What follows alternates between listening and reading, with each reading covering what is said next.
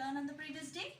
We learned all about the time and the devices used for measuring time. Which are they? Nothing but pendulum clock, watch, yes, and about the short time interval. Which were the devices used for measuring the time of a short time interval? That's nothing but a stop clock, a stopwatch, and later on it moved to an electronic watch. Now we have to learn about measurement of temperature, our new topic. But before moving on to the topic, we should know what's temperature. For that, if you touch a hot object, what do you feel? The heat is transferred from object to a hand, whereas the cold is transferred from a hand to the object. So what it happens? This just explains the degree of hotness as well as degree of coldness. Therefore, what is the temperature? Temperature is nothing but is the measure of degree of hotness or coldness of a given object. So thereafter we have to move on SI unit of temperature. We already learned about SI unit of temperature. That's nothing but a Kelvin. How it is expressed? In capital K, the symbol.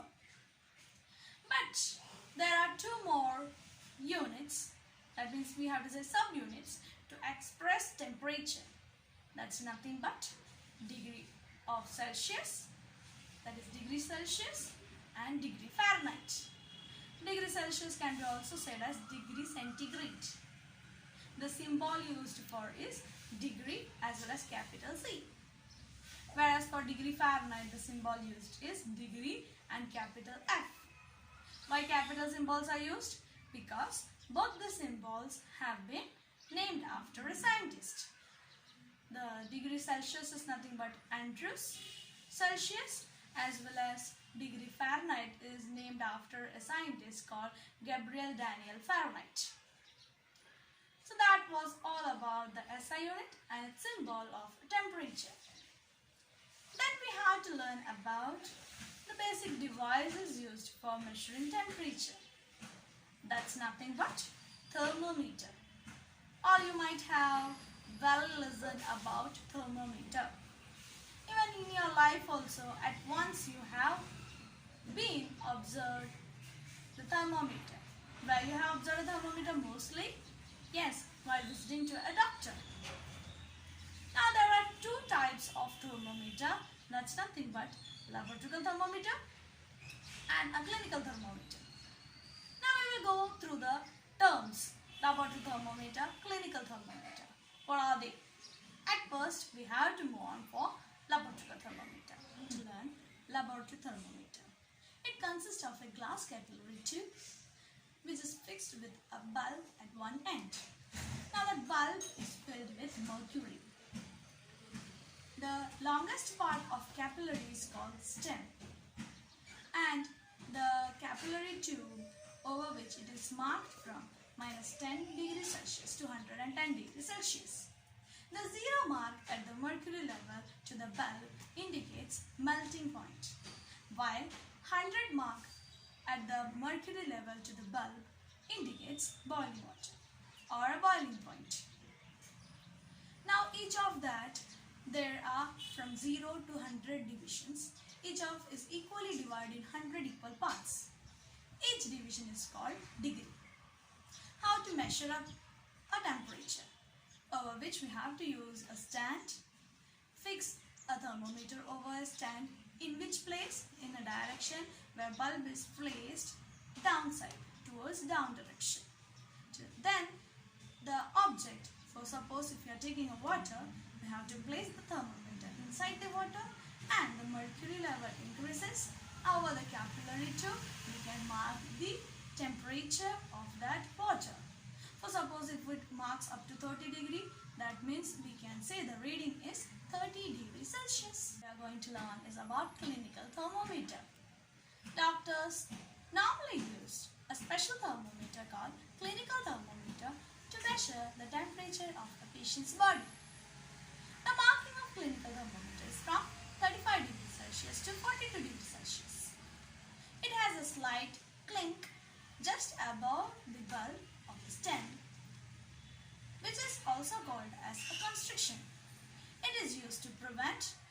mercury from falling back itself.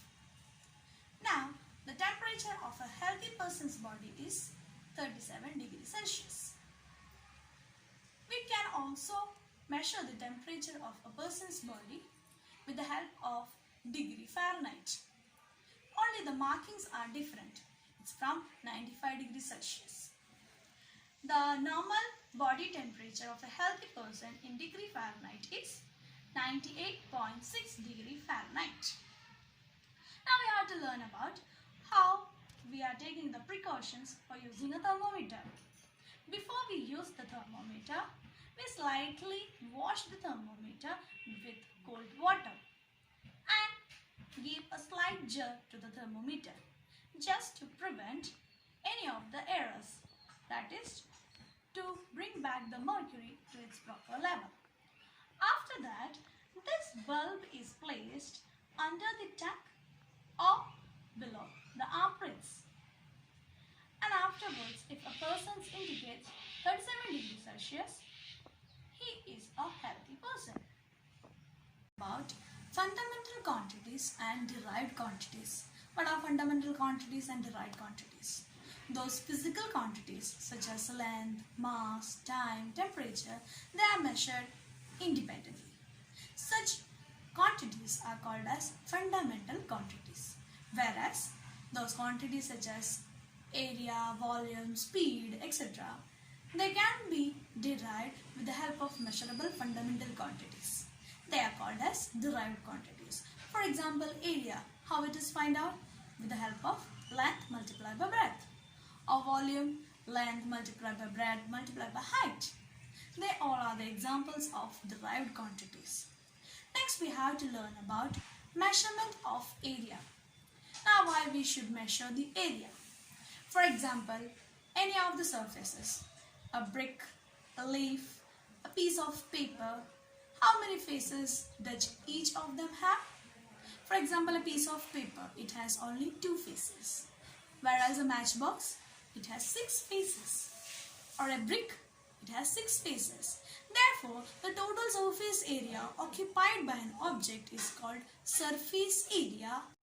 These are nothing but area of regular shapes such as Area of regular shape. Now we have to learn how to identify or obtain the area of irregular shapes.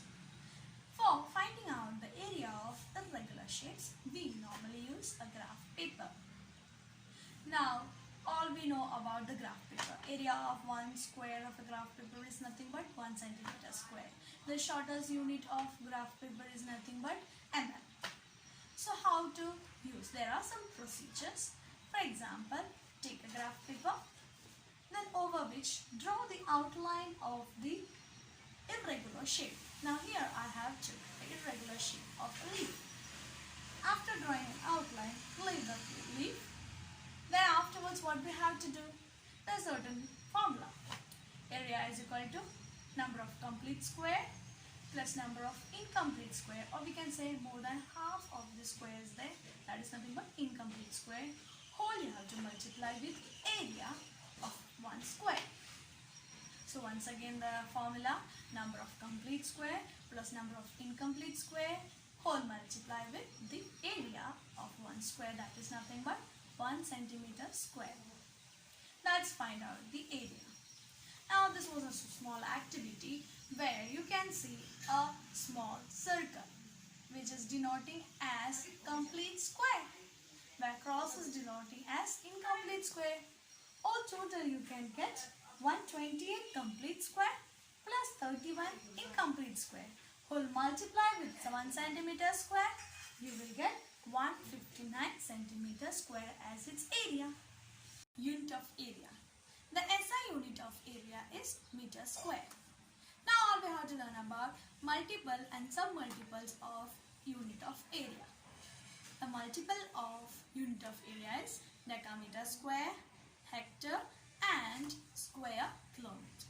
decameter square is equal to 100 meter square, and whereas 1 hectare is equal to 10,000 meter square, square kilometer is equal to 10 raised to 6 meter square, square decimeter and square centimeter is equal to all.